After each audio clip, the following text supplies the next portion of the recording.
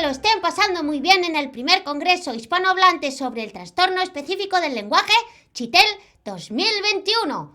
Tanto los que lo veis en directo como en diferido, espero que estéis disfrutando, que la estén pasando bomba, chévere, padre, la raja, de pinga, bacán, macanudo. Yo lo estoy pasando sumajtapuni, purigachamuni. Después de estar 2 meses leyendo publicaciones y viendo vídeos sobre el TDL-TEL para crear la cápsula de sensibilización que me encargaron, he decidido pasarme al lado de la ciencia. ¡Hola, Lía! ¡Hola! ¿Podríamos hacerte unas preguntas? Sí, claro. Les estaba contando que he decidido llevar a cabo mi propia investigación. ¡Wow! Eso es fantástico. ¿Y podrías explicarnos de qué se trata? Pues he tomado como objeto de estudio a un grupo de investigadores científicos, que sería mi grupo experimental. Y como grupo control a un montón de maestros, pedagogos, pediatras, psicólogos, logopedas, dentistas, electricistas, o sea, personas normales que sí están en contacto con niños, para investigar si existen diferencias. ¿Y qué conclusiones has sacado de tu estudio? Pues después de formular mi hipótesis, diseñar la metodología de investigación y someter los resultados a un riguroso test estadístico, he encontrado algunos puntos en común y ciertas diferencias significativas. ¿Por ejemplo? De la comparación de ambos grupos se deduce que la probabilidad de que un taxista le siga la conversación es mayor en el grupo control, frente a la que se haga un silencio incómodo, que es mucho mayor en el grupo experimental, sobre todo si el taxista les pregunta a qué se dedican y estos responden: estoy investigando sobre el TDL-TEL. ¿El qué? El trastorno del desarrollo del lenguaje.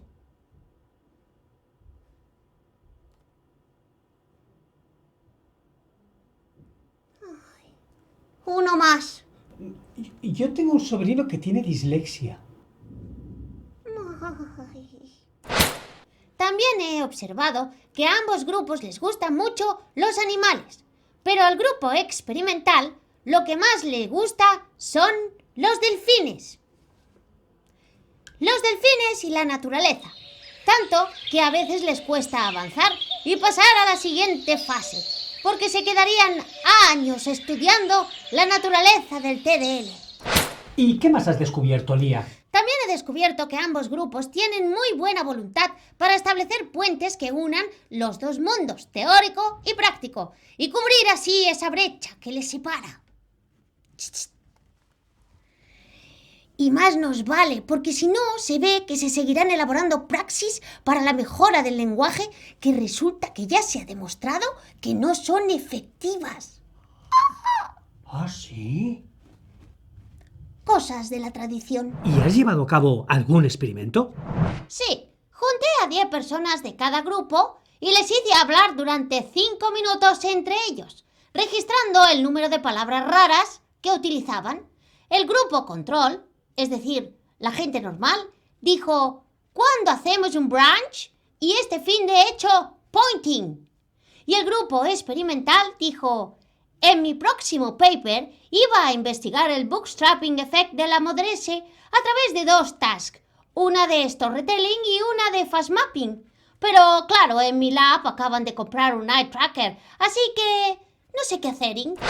¿Y has llegado a alguna conclusión? Sí, que los científicos no terminan de hablar muy bien, o yo no les entiendo nada.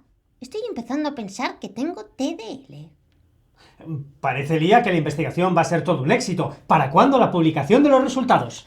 ¿Publicar? ¿Resultados? Bueno, la verdad es que estoy un pelín tensa. Bastante, muy nerviosa. Esto es peor que Halloween. Acabo de introducir los datos en el SPSS y no sé muy bien qué me va a decir Will Coxon. ¡Qué nervios! Tranquila, Lía. Sí. Estoy seguro de que te saldrá significativo. Sí, supongo que sí. Y entonces, seguro que me publicarán un paper en una revista Q1. Pero, ¿y si Wilcoxon me dice que no sale significativo?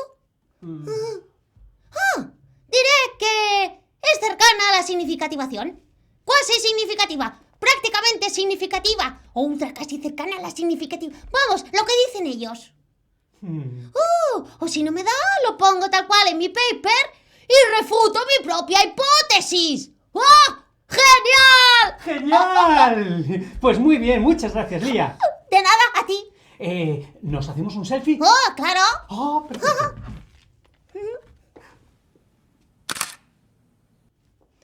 Y vosotros, ya sabéis, hacer un Delphi.